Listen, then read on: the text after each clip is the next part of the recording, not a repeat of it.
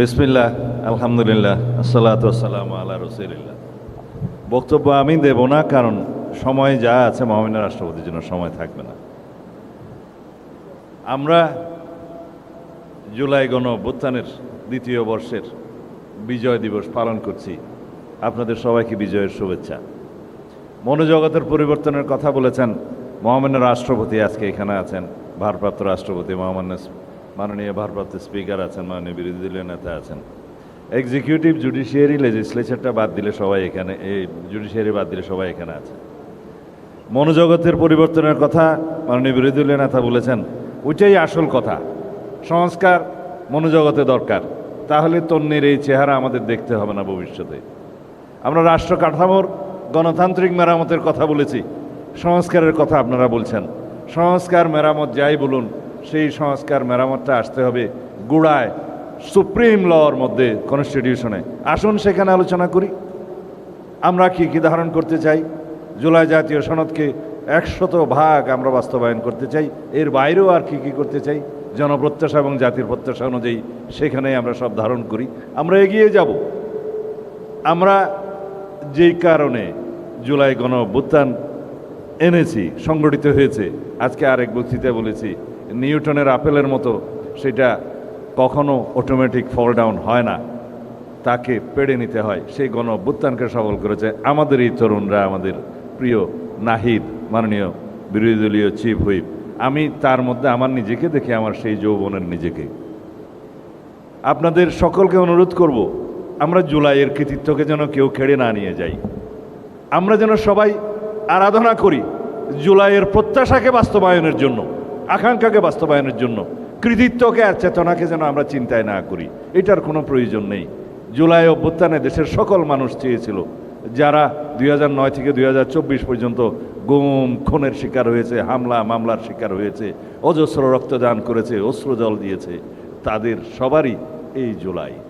আমাদের যে সমস্ত সন্তানেরা শহীদ হয়েছে, আহত হয়েছে, দু চোখে অন্ধত্ব বরণ করেছে, তাদের সবারই এই জুলাই।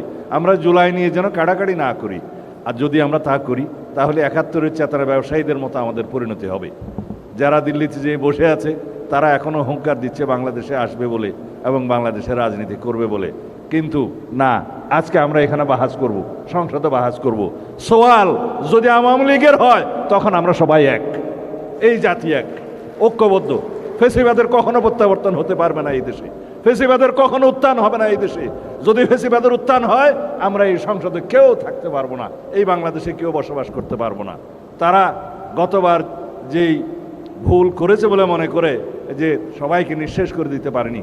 যদি বাংলাদেশকে আমরা রক্ষা করতে চাই, ফেসিবাদের প্রত্যাবর্তনকে ঠেকাতে হবে, এবং তা যদি করতে হয় আমাদেরকে গণতান্ত্রিক আচরণ করতে হবে, সহনশীল হতে হবে। সড়কে যেন আমরা অসহনশীল না হয়ে যাই, শিক্ষা প্রতিষ্ঠানে যেন আমরা অসহনশীল আচরণ না করি। আমাদের সবাইকে দায়িত্বশীল ভূমিকা পালন করতে হবে।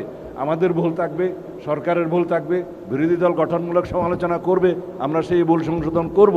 এটাই হচ্ছে গণতান্ত্রিক বাক্য। আমরা চাই আপনারা আসুন, আমরা সবাই মিলেমিশে রাষ্ট্রের সুপ্রিম লটা আগে ঠিক করি, গণতান্ত্রিক কাঠামোটা আমরা ঠিক করি। আগামীতে রাষ্ট্রপতি নির্বাচন হবে, সংসদ সদস্যগণ নির্বাচনে ভোট দিবে, কিন্তু সেই সংসদ সদস্যগণ নির্বাচনে ভোট দিবে বর্তমান সংবিধানের ভিত্তিতে, যাতে দলের বাইরে কেউ ভোট দিতে পারবে না। কিন্তু আমরা ওই সংস্কার চাই যেন জাতীয় সংসদের সদস্যরা রাষ্ট্রপতি নির্বাচনে স্বাধীনভাবে ভোট দিবে দলের বাইরে। সেই সংস্কার তো আমরা নিয়ে আসবো। আপনারা আসুন। 10 বছরের বেশি প্রধানমন্ত্রী কোনো মেয়াদে থাকতে পারবে না, যত মেয়াদেই হোক, যতবারই হোক, 10 বছরের বেশি থাকতে পারবেন না। আমাদের নেতা সেই প্রস্তাব দিয়েছেন, আমি নিজে সংস্কার কমিশন দিয়েছি। আমরা সেই সংস্কার আনবো, রাষ্ট্রে গণতান্ত্রিক সংস্কার হবে, সংশোধন হবে, রাষ্ট্র কাঠামোর গণতান্ত্রিক মেরামত হবে, সমস্ত প্রতিষ্ঠানগুলোকে আমরা ঢেলে সাজাবো। এই দেশে আর কোনোদিন স্বৈরাচারের উত্থান হবে না, এইটাই আমরা চাই। আজকের এই দিনে আমি বেশি বক্তব্য দেব না, বক্তব্য দেয়া আমার দোষ।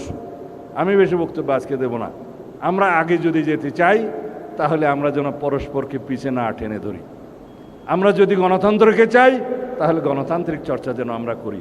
আমাদের মধ্যে সহনশীলতা আসতে হবে, আমাদের অধৈর্য হলে হবে না। সুতরাং প্রতি পরতে পরতে আমাদের গণতান্ত্রিক চর্চা করতে হবে। সাংবিধানিক সংস্কার আমরা আনবো সবাই মিলেমিশে, এই দেশটাকে এগিয়ে নিয়ে যাব।